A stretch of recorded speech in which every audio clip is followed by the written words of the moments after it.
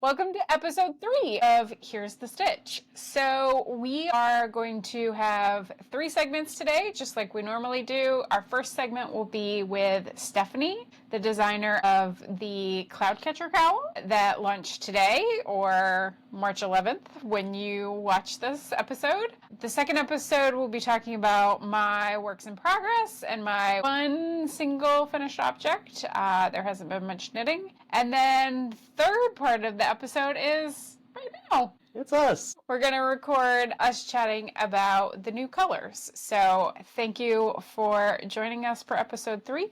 We hope you like it. All right.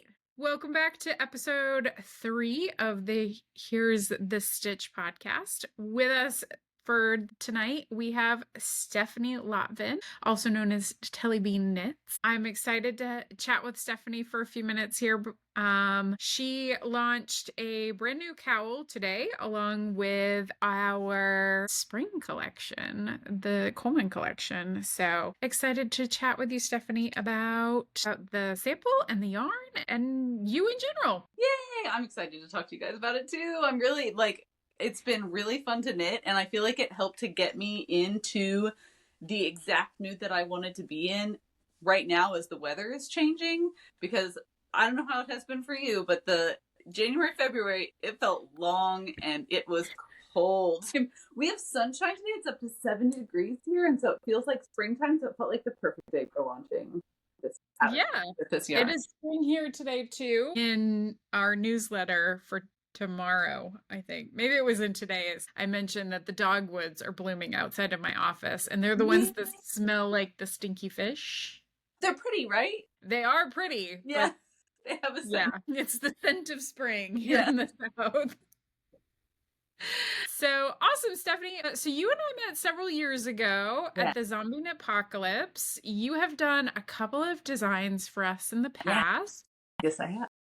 And I was excited to share the new Coleman colors with you and ask you to design something. So let's start off. Tell us about Cloudcatcher. How did this come about? Okay, so Cloudcatcher, you kind of caught me at the perfect time whenever you asked me to design something with Coleman, because we were deep winter. We were about to get 12 inches of snow, and I was already starting to daydream about spring a little, but I didn't know how long winter was really going to feel. And so it was really nice to have a lighter, more spring summery kind of yarn in my hands after I did a lot of mitten knitting whenever we were trapped in our house. We, had extended winter break with my kids. And so there was so much fireside knitting, and I was really ready to start planning for spring. So just the idea behind the Cloudcatcher was, I love walking outside on a spring day when the cumulus clouds are starting to roll in. We're either at the end of a storm or there's one coming, and they're so big and fluffy and they almost look like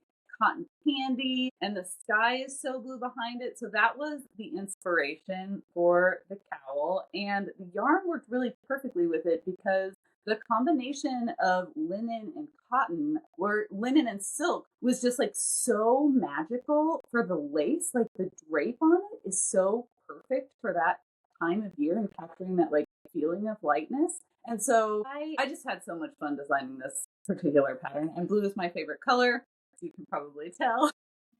And so it was just a joy. It was a joy to knit. It was a joy to knit, a joy to design. And I love this cowl shape. I design a lot of them. I wear them constantly. My family wears them constantly, and they transition really well for the seasons, from season to season. And so, I was ready for some lace. It was the perfect time. Nice. Yeah. What was your reaction when you found out the final name of the color of the yarn? So I love the name. I actually feel like it took me back to that middle school roller skating party time. I feel like I could picture the roller skates on my feet and the slushy in my hand, the way that it looked when you look down at your drink and see your roller skates past your drink. That was perfectly captured that. Yeah, you can't look at that color and not taste blue raspberry That's icy. Right. Right. It's there. Yeah, it sings summer. It does. Yeah. It does. Yeah, I think that color is going to end up being incredibly popular. Yeah, that and the purple. I haven't seen the purple in real life, but the purple is really beautiful. It is. Yeah. Awesome. So, how long have you been knitting? So I started knitting my senior in college. I triple majored as an undergrad because rather than like switching things out that I enjoyed, I always just kept adding them. So my last year as an undergrad, you have to put together a senior project, and that meant that I had 3, and I was really starting to like feel the stress of it. And my mom came up actually for my birthday, and she got me knitting lessons at my local yarn shop as my birthday present. So, gosh, that would mean almost exactly 20 years ago yesterday, I started knitting. Yeah, it was like the best birthday present I ever got was learning to knit. And that's how I made it through the second half of my final semester of college. Yeah. Yeah, it's the gift that just keeps on giving. It does. It's true. That's awesome. So how far into your knitting journey before you started designing? So I think I started tweaking like the very first pattern. I had the coolest teachers at my local yarn shop. I told them, they asked for goals at the beginning of the class, which I think any teacher that asks you for a goal in the first 10 minutes of any class is like the best kind of teacher. And I wanted to be able to leave the class being able to read a pattern. And I onto that book that I feel like it's like a good record from high school that everybody knew, the One Skein Wonder book that was so super popular whenever it came out. And there was a hat in it. And I was like, if I could just, by the end of this class, learn how to knit, read the pattern well enough so that I could knit this hat, then I feel like I could do whatever I wanted to, and I'll come back and take more classes, but I'll definitely be back to buy more yarn. And so they made sure that I could read the pattern, but I did change like the very first pattern that I ever, like it was a good pattern, but I just like couldn't help myself. And I think some knitters just, like you want to tweak every single thing. My first design didn't come out until I published my first design almost 12 years ago. And it was a baby sweater for my now middle schooler. And wild how fast it's gone, actually. But yeah, I just can't help myself. Even my own patterns, I'll knit them more than once and I'll have like this overwhelming urge to tweak it just a little bit every time that I put it on the needles. Yeah. Yeah, I feel like some of us just like do that from the very beginning, and others are like, here's the pattern, follow the rule. Yes. Well, I had the teacher do what it says. The teacher that taught me how to knit recommended Elizabeth Zimmerman, and she is so like, I love her book so much, and she is so like a cheerleader for making changes and like trusting your gut whenever your yarn is on your needles, and like how wrong could it really go. And so I feel like that was part of the foundation of my knitting, like my knitting life, was Elizabeth Zimmerman cheering me on like from her books, being like, you can do it, it'll be fine. Yeah.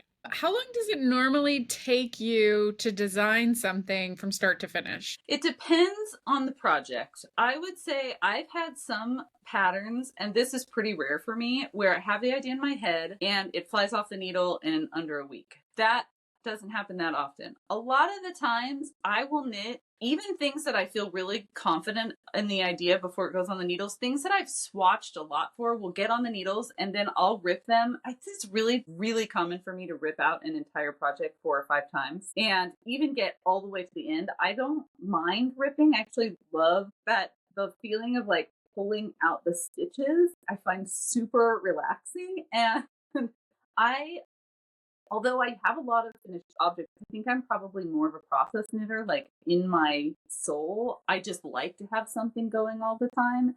And so if there was never a deadline, I could probably work on some projects endlessly. But for designs, I can usually take them from the start of an idea to a finished object that's ready to publish in 3 or 4 months. But that being said, that is a tiny portion of that is actually the knitting. Because you get the yarn, you have to come up with work out the concept and make sure everything feels good about it. Once you've done the designing, then you have to do the writing and the grading and the testing. And so the whole process, I would say for most designs, is 3 to 4 months. Yeah.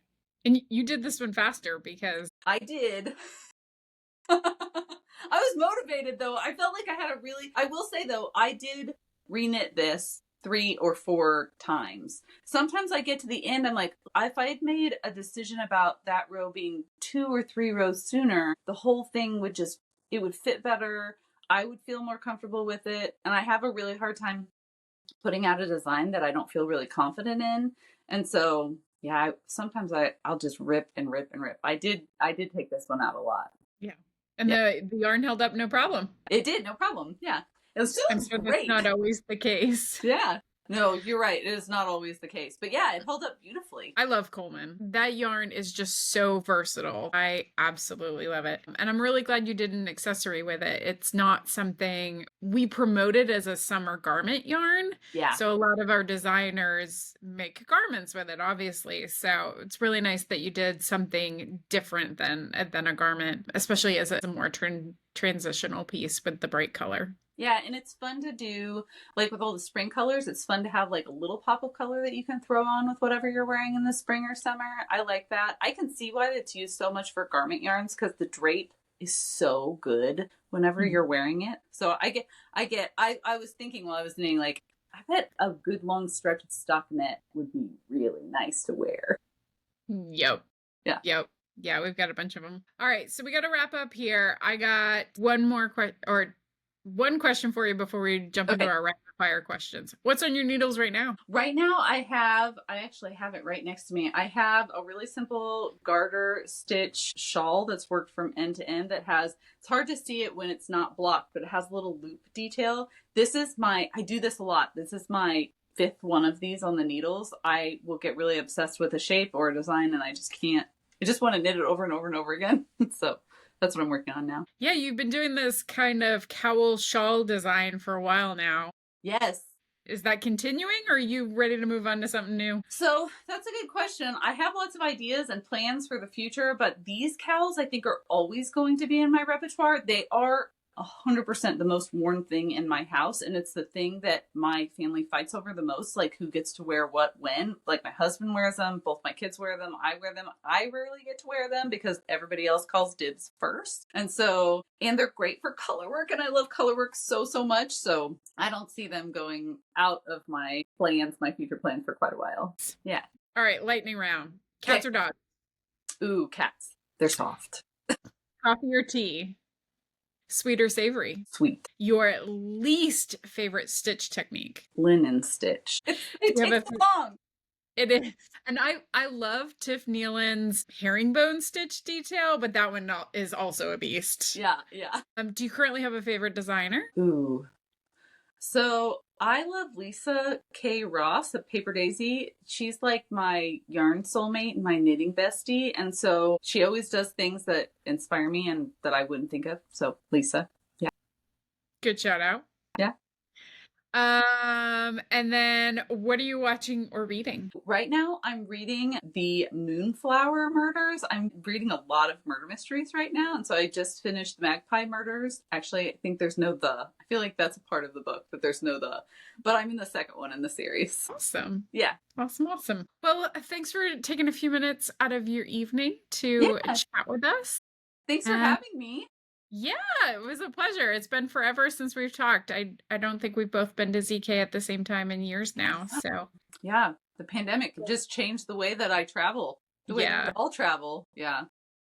So, and one of these days we're gonna get your Just Float sweater redone in our Latta colorway. Winter. That would be fun. That's a good idea. Yeah, you originally designed that for our Berry Hill yarn that unfortunately had to go away when the mill closed. So right, yeah. But I have to revisit. Still, I mean, it's a great colorwork sweater. Thank you. It was fun to knit. Your yarn it's just super soft and fluffy. Yeah. Well, wait until you try Latta. I think you'll like it too. Yeah. All right, Stephanie, it was good to see you. Thank you. All right.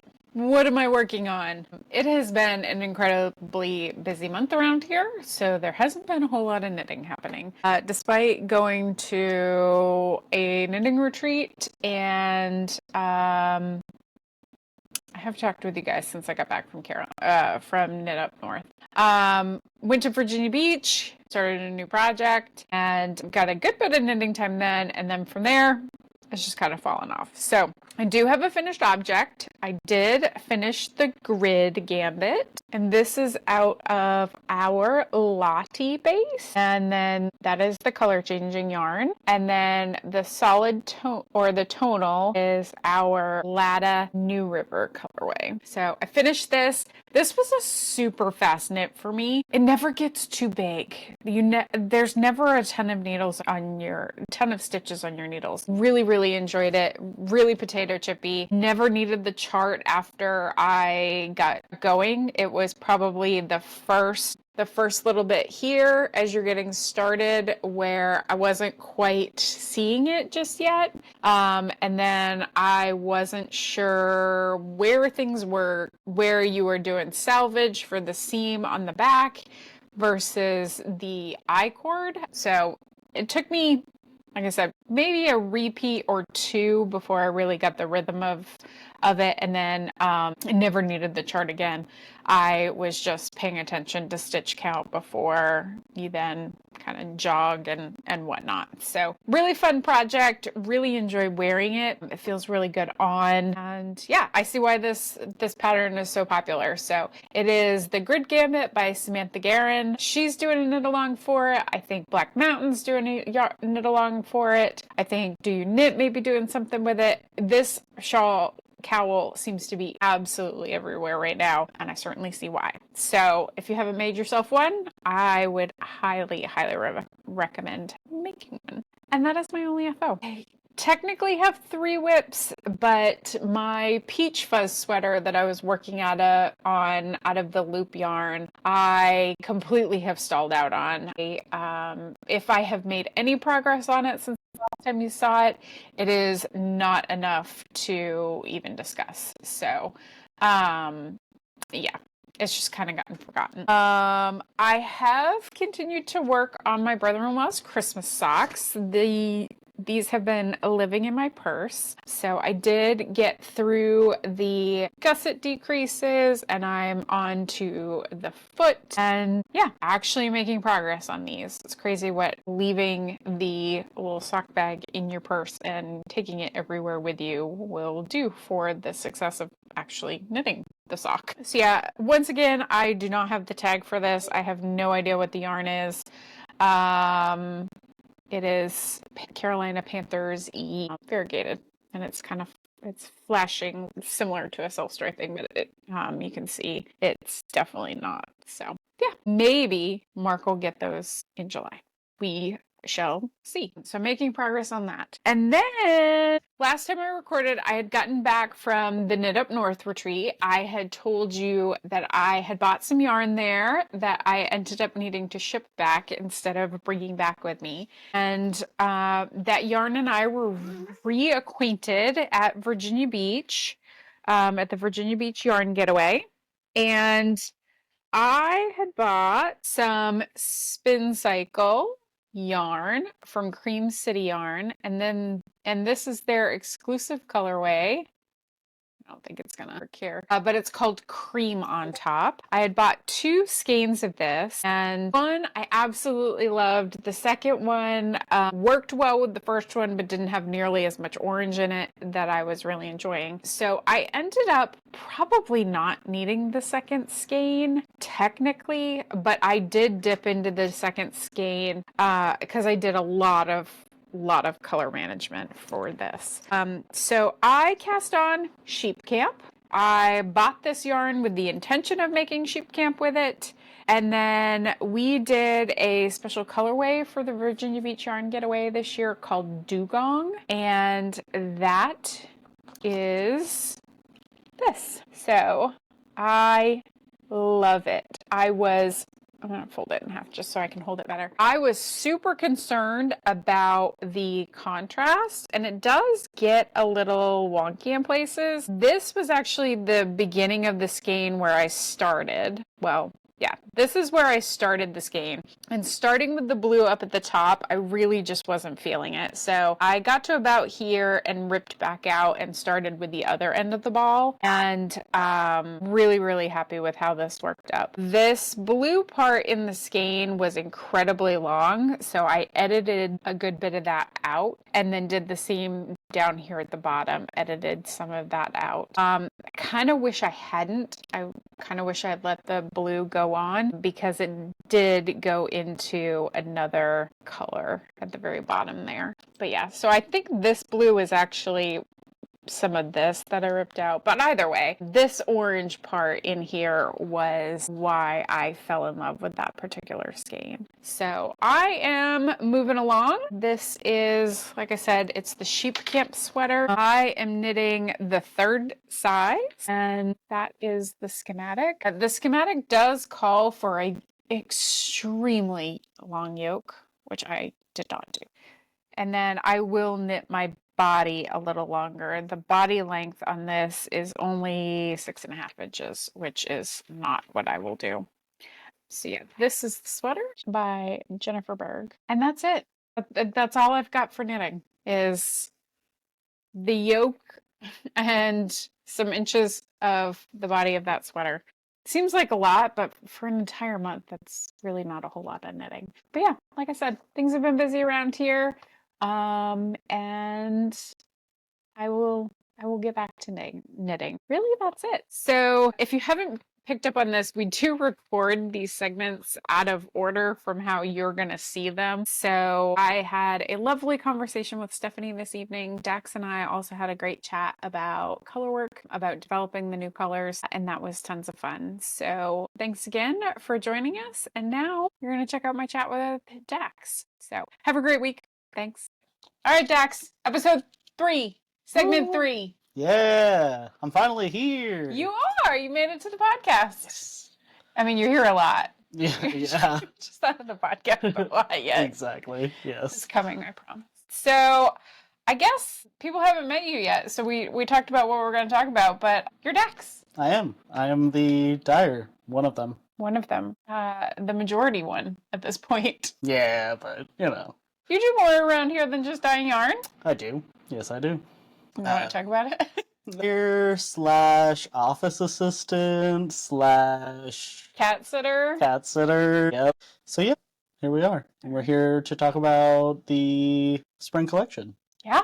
It's Coleman. It's here. It is. Finally. And so bright. It is.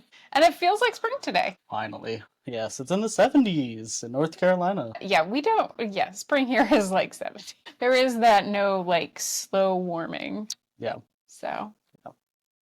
All right, so we've got a list of questions for each other. Who goes first? I think I go first. All right. I think the first question we have is, what's the inspiration for the collection? So the inspiration for the collection actually started about a year ago now. So one of the things I was hearing a lot at shows and out and about meeting our customers was they love Coleman, they love the Coleman yarn, but the color palette needed some cheering up, per se. And it was something we hadn't done because bright colors on Coleman are challenging. Yep, they sure are.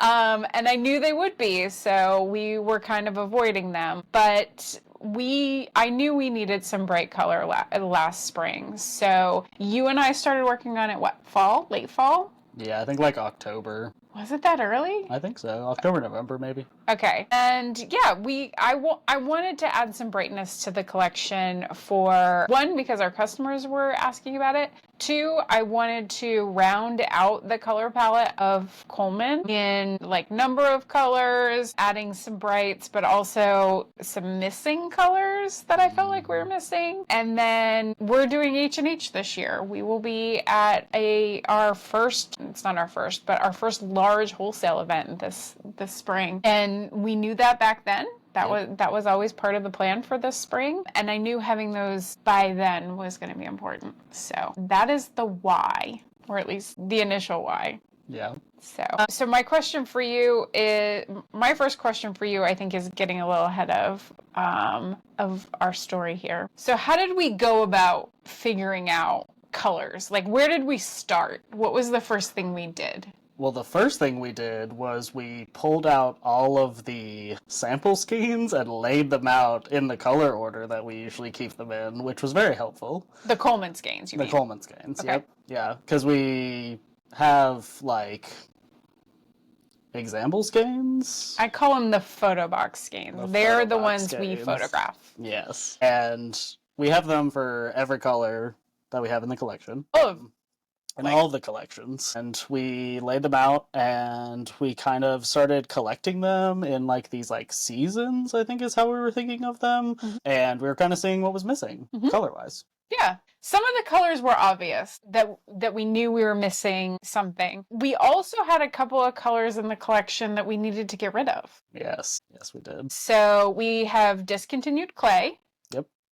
And replaced it. We didn't know we were going to replace it at the time, but we discontinued clay. For those of you who have been with us for a while, when we launched Coleman in 2002 or in 22, our first version of clay was much softer, much more pink. And I really wanted to get that color back, and we did. So we have discontinued clay, and it is now flamingo, which is closer to what the original clay was supposed to be. So if you have ever seen our sample, the staple linen top, the Hui tank top, flamingo is much closer to that than clay ever was. So we replaced clay. Yep. And hibiscus. No, we discontinued hibiscus. We discontinued hibiscus. She's gone. Yes. Yeah.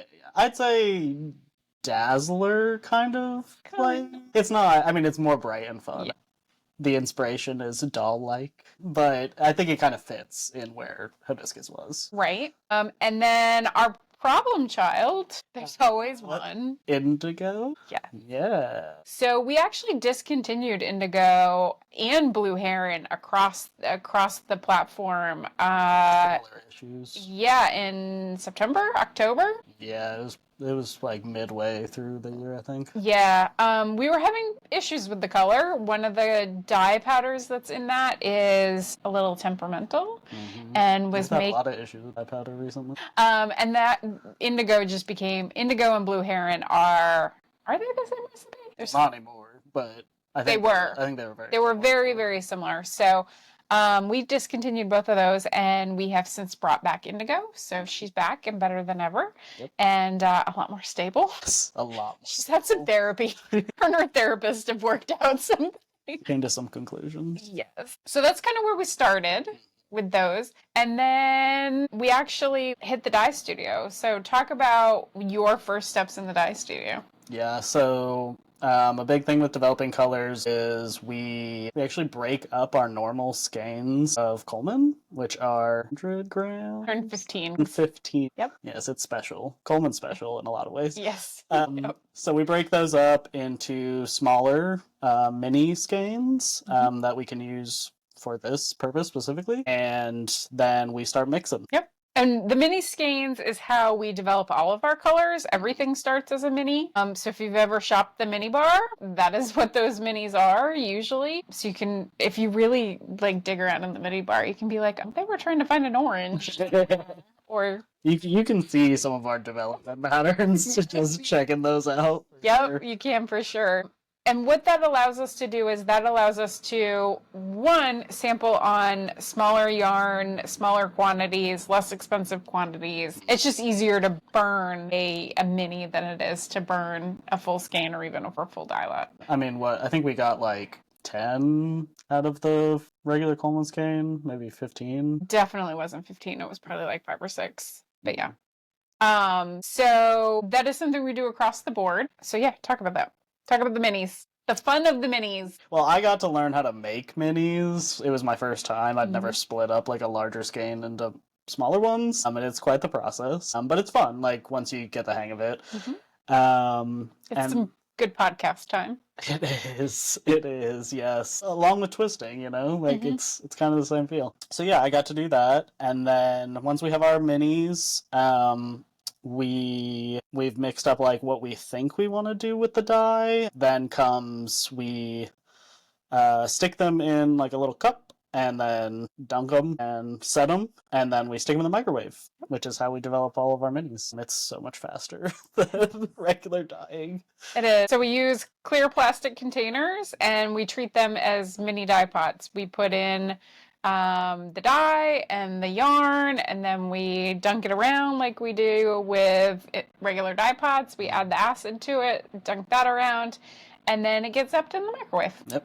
And then, ta-da! New colors. New colors. But you don't actually know until you've rinsed them and spun them and let them Right. dry, because Right. those colors can change, Yes. as we've found with developing these specifically. Yeah. So that first day, we probably did, Oh my gosh, so many. I don't know, like 15, maybe more?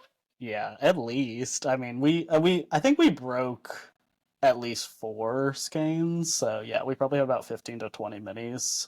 And at that point, we didn't know what colors we were developing. We had lots of different colors in the works and ideas going. And that is how we always do it when we're developing a collection. It is really hard to say, I want this specific purple. It's much easier to say, I'm looking for a new purple, and to play with the purples and get, 8 or 10 of them in front of you and then decide which one fits better in the collection.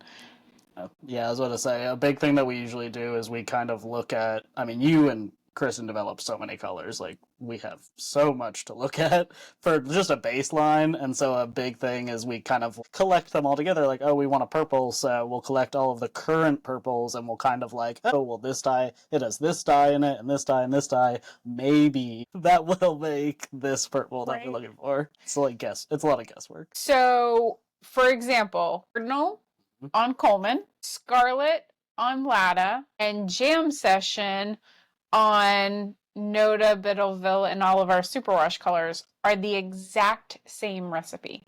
They have different names because the base takes each color differently. So we knew that was going to be the case with Coleman. We knew even if we had pulled out, say, eggplant, for example, a purple that is one of our earliest colors we ever developed. If we had just taken eggplant and put it on Coleman, which I think we actually did, it's going to look very different than it does on Noda Sock. So that was something else we did. We pulled out all of the skeins, all of the photo box skeins, and pulled some colors like this purple, this green, this pink. I actually think that is like when we had lined them all up, we're like sticking them in spots like, oh, we do want something like this, so we're gonna put it here and see if we can get it close. Yeah. And sometimes it works and sometimes it doesn't.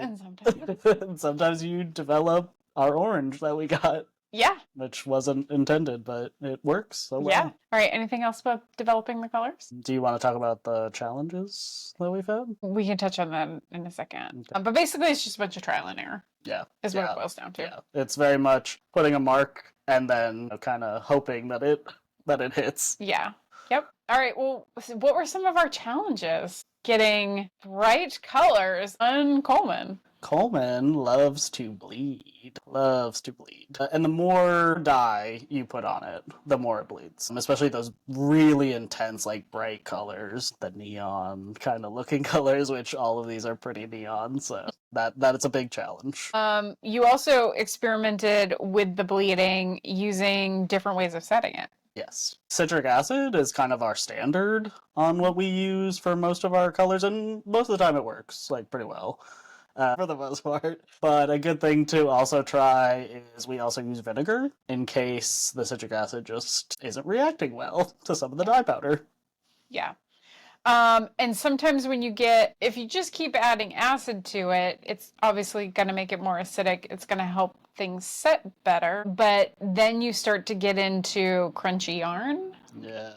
And nobody wants crunchy Coleman. Well, and Coleman's already, like, the more you use it, the softer it gets, which is great, but we also, give it its little bath to kind of help that along a little bit, and, yeah, the more acid you use, the more of that, like, wash you have to use, which it's already enough that's another step we have to do with Coleman, so having to do that more than once is not fun. Yeah, that was actually a question I got at Virginia Beach a couple weeks ago. Somebody asked me, do you do Coleman differently than you used to do Coleman? And I was like, what do you mean? Can you be more specific? Yeah, I didn't understand where she was going with the question, and she said it's much softer now. And I was like, oh, yeah, good. We figured that out.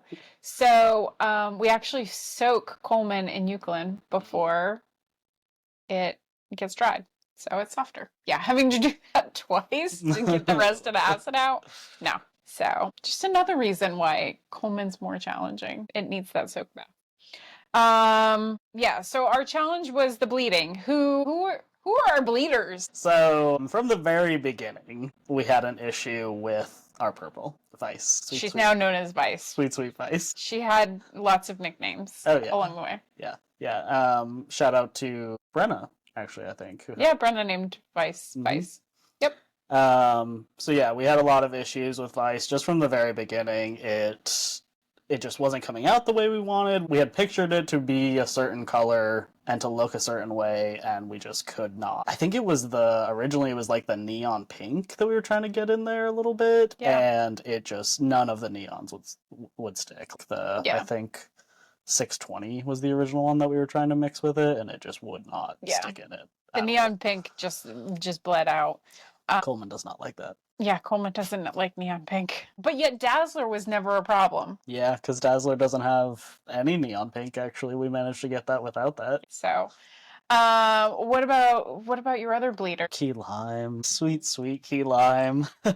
that actually, and that happened a little bit later That's right, that wasn't part of the development process. It wasn't originally an issue. Yeah. We discovered that as we went on, which was fun. It's always fun. There's always things that just pop up that you don't expect to happen.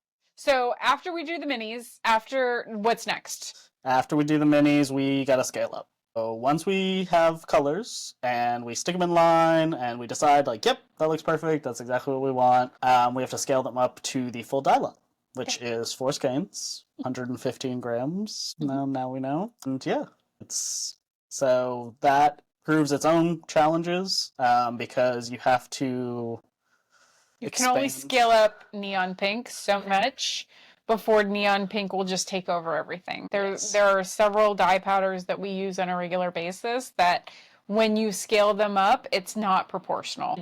It will just dominate what you're doing. But when we scaled up Vice, was anybody else? I know we had a lot of issues with Flamingo initially. We were trying to get close as we could to the original. And it's got a hint of orange in it, and you put too much of that orange in it, and it goes orange. Yep. Yeah. Like you said, any of the neon-y dyes will just take over everything.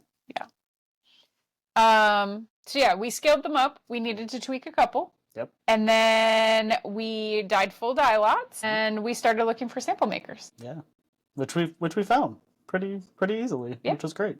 Absolutely. And to decide on the samples, I reached out to several of our sample makers, a couple of new ones this time, which was nice to get some new sample makers in there. I knew I wanted a crochet one. I also knew exactly what I wanted for the crochet one. We had found that earlier. It's something I've wanted to make for basically since the pattern launched. And then I went through our Ravelry bundle of Coleman ideas. Some of that is things that we've found that we put in there. Some of that is things that our customers make with Coleman that we see that we add in there. So yeah, the first one, you want to grab them? So the first one I knew I wanted was Lemonada, which is a crochet sample from Pom Pom magazine. Look how beautiful. It is so pretty. You can catch Sindel wearing this in our H&H book. Yeah, Cinda wore this in our photos. So this one is using the name, I just lost the name. Orange Crush? Orange Crush, yes. I was trying to make it creamsicle of some kind. So I knew I wanted this in Orange Crush because I want to wear this. Perfect. And if y'all didn't know, orange is Janice's favorite. Yes. She has a lot of orange things. I do. So the fact that she didn't have a sample in orange. I don't know how I don't have an orange sweater. You do now. I do now. Thanks to Katie. Thanks, Katie. If you have ever looked at this pattern, just know it is not a beginner pattern. Yeah. Well, what was the issue that we had initially with this sample? Not Katie's fault, obviously, but we when we got it back, I think I imagine because of the crochet, it ended up being too short for you. Yeah. So we had to get it a little bit longer so it wasn't so croppy. Yeah. And that's not a Katie thing. That's the pattern. No. The pattern is lacking some information. Yeah. So we had to adjust it. I feel like we've done that with other. Oh yeah, we do that all the time. Yeah, because nobody's body is the same. Absolutely not. So yeah, I'm excited to wear this. So the other sample I knew I wanted was the Tolsta tee. That sweater just kind of blew up last summer. We didn't have a sample of it, and so I knew I wanted that. And so with the email we were going back and forth with sample makers, I said, I want Tolsta tee. I don't care. Pick a color. And who made this one? It was one of our new sample makers. Her name is escaping me, but she was one of our sample makers with the beautiful spreadsheet. Yes. Oh my goodness. That was very impressive when I first saw that. It was. And she picked pink. She wanted to do the pink. So that is the Tolsta tee. In Dazzler. Brenna looked fantastic in that. Yes. She wore that with the yellow pants, right? Yep. Oh, yeah, that was amazing. Yep. And then again, the other way I look for patterns is other designs that were made for similar yarns. And this is the, I always mess up this name, Grapefruit Pink Lady. I always wanted to call it the Pink Lady Grapefruit. There was a whale watching boat in the harbor where I spent my summers called the Pink Lady. Nice. So I wonder if it's based off of the apple. I don't know. You'll have to ask Captain Fish. So this is the Grapefruit Pink Lady. This is a Theo Coleman pattern that was actually designed for Equinox by Magpie, which is a very similar yarn to Coleman. So, and again, the sample knitter. This one was done by Amy from the Stockinette Zombies. Amy picked the blue. Slushy. Yes. That one's gone through a couple names too. It has gone through a couple names. And then we also have a sample knitter working on Yume out of Vice. And then poor old Key Lime doesn't have a sample. Yeah. The greens though, sometimes they're hard to pair up. We also don't expect Key Lime to be the most popular colors, although having a sample of it would probably help. But I think I want a sample of Key Lime in more of an accessory than a sweater. It looked very standout as an accessory for sure. Yeah, especially maybe with another color. So, all right. I got another question for you. Okay. Why did we add 5 colors? Why did we add 5 colors? Well, that goes back to what we were talking about with the seasons, kind of breaking up the Coleman collection into seasons. So we were kind of looking at this is the spring collection because it's bright and springy. We have a summer collection with more pastel-y colors, our fall collection, and then our winter collection. So I don't even think 5 was on purpose. It just kind of worked out that way because, like we were talking about before, Orange Crush and I think Key Lime were both kind of. Yeah, we were going for more of a green, something similar to Irish Disappearing Trick. Yeah, we were originally looking for a deep green. Yep. Which just maybe someday. Coleman's tricky though. It just didn't seem to work with the overall. We did it, we got one that we liked, but it just didn't work with the overall collection. Yeah, it was very grassy. It was, which I think we were kind of trying to avoid. Yeah. So there's another enormous reason that fits into your life about why we added 5 colors. Yes, because we actually technically added 6. We did. 5 is the magic number because we have 22 colors in Latta and Coleman. It makes it really easy when we are putting stuff when we're dyeing, because we do 7 pots at a time per dye round, so that means I can do 3 rounds in a day and it not push me too far. 21 is our magic number, but we get to have 22 because the white one just needs a good bath. Yes. Yeah. They're easy. So easy. Yes. But we're not at 22 colors. We're only at 21. We are only at 21 colors. Interesting. Maybe that's where that secret 6th you were talking about comes in. Maybe in May. Maybe. All right. You done with your questions? Yep. I think we hit them all. Okay. I have one more question. Okay. Do you have a favorite? Do I have a favorite of this collection? Yeah.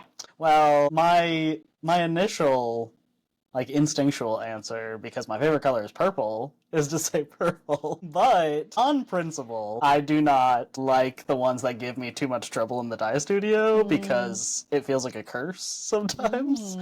But I think I think, I mean, I do love Vice, especially of what it finally became. Yes. Because we got it so close, finally, yes. to what we were going for. Yes. So I do begrudgingly like Vice. Okay. A lot, and I think it might be my favorite.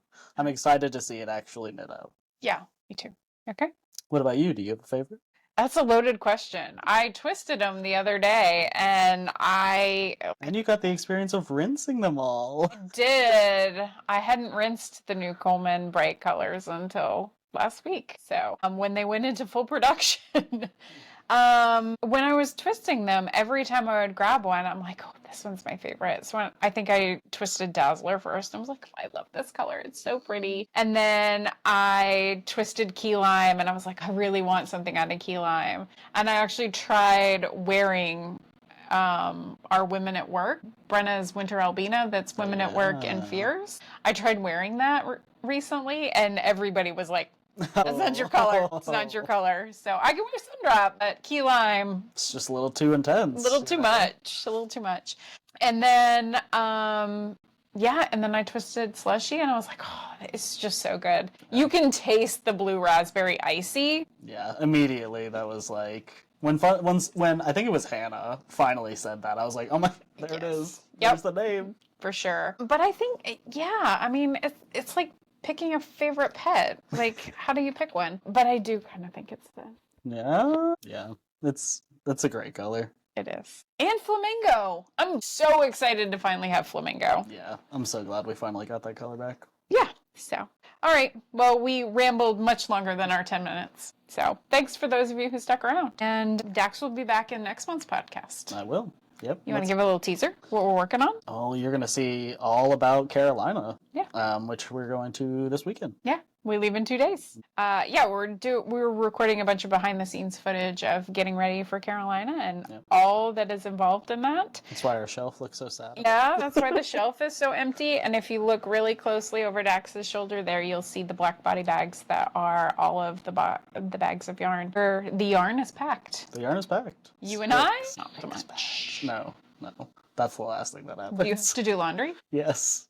Actually, my brother, he's home today. He's off, so he's doing laundry. Nice. Which is so sweet of him. That is kind. Yeah. So, company's mostly ready. Oh, yeah. Well, us, not so much. The company's good. Yeah, not so much us. I did have Brant buy Pop-Tarts yesterday. Saw that. Yes. There's always Pop-Tarts in the booth, by the way. Sometimes it's all we get to eat is Pop-Tarts. I was about to say. Twice a day. And coffee. And then share them with our neighbors who are also starving. Absolutely. We always share. Yeah. And we always have candy. Candy has not been shopped for. That's on your to-do list for tonight, by the way. Yep. Cool. So, all right. We will see you guys next month. Thanks for joining us. Bye. Bye.